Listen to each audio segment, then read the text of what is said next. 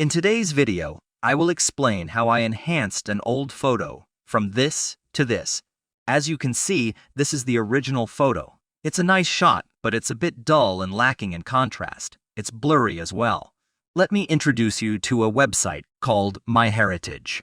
MyHeritage is a popular genealogy and family history website that also offers a range of photo enhancement tools. Now, let's test how this works. This is the photo I'm gonna try enhancing.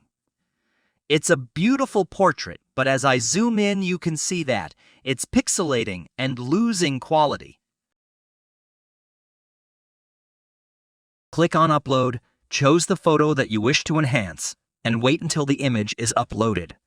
Now, the image is getting enhanced. Let the wand do its magic.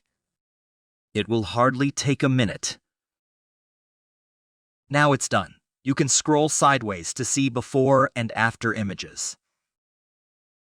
There is a small icon just below the image, and this will help you take a closer look at the face of the image. Here, you can have a sideways view of before-after images. On the left-hand side, we have options to download enhanced images as well as comparison images. Now click on Photos and click on Colorize Photos to make your existing black and white photo to color. Follow the same process and we will get colored output.